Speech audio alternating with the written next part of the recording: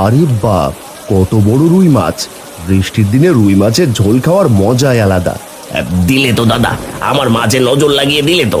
এখন এই মাছ খেলে যদি আমার পেট ব্যথা করে না, তখন তার দায় কে নেবে শুনি? আরে রাগ করিস না ছোট, আসলে এত বড় রুই মাছ দেখে কথাটা মুখ ফসকে বেরিয়ে গেছে। মুখ মুশকে বেরোবে কেন? মুখ মুশকে বেরোবে কেন? এত বড় রুই মাছ কেনার সাধ্য আছে নাকি তোমার?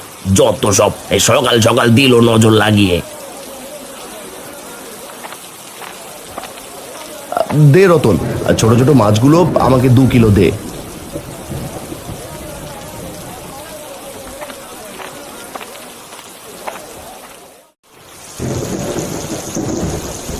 কি রে টুম্পা, রুই মাছের ঘ্রাণ পেয়ে চলে এসেছিস নাকি? না না কাকিমা, আমি রুই মাছের জন্য আসিনি, আমি তো এদিক দিয়েই বাড়ি ফিরছিলাম। হয়েছে, আমাকে আর মিথ্যে বলতে হবে না।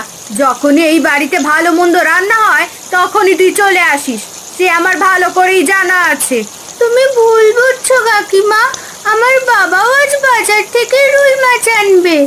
তোর বাবার তো নুন আনতে পান্তা ফুরোয়, সেখানে রুই মাছ আনবে নাকি চুনোপুটি আনবে সে আমার জানা আছে।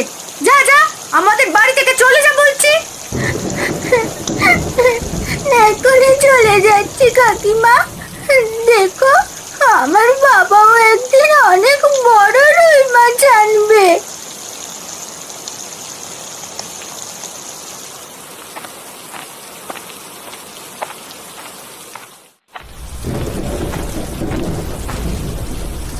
এই নাও গিন্নি, সকাল সকাল বাজারটা করে নিয়ে এলাম, এবার তাড়াতাড়ি রান্না করে ফেলো। হ্যাঁ গো, এখনই রান্না করছি।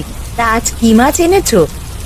আজও ছোট মাছ এনেছি গিন্নি, ওগুলো তুমি ঝোল করে রান্না করো, আমি জমিতে কাজে যাই। ওগো, মেয়েটা কতদিন ধরে রুই মাছ খাবে বলছিল, এখন বাড়ি এসেই ছোট মাছ দেখলে তো রাগ করবে। তুমি ওকে বুঝিয়ে বলো গিন্নি, আমি কালই টুম্পার জন্য একটা বড় রুই মাছ নিয়ে আসবো। এবার আমি জমিতে কাজে যাই। ঠিক আছে, তুমি যাও, রান্না শেষ হলে টুম্পাকে দিয়ে আমি খাবার পাঠিয়ে দেব।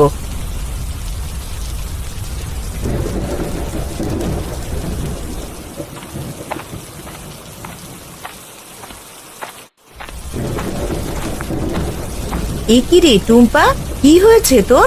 তুই কাঁদছিস কেন? মা, বাবা আজ বাজার থেকে রুই মাছ আনেনি। না রে মা, তোর বাবা বলেছে কাল নিয়ে আসবে, আজ হাতে টাকা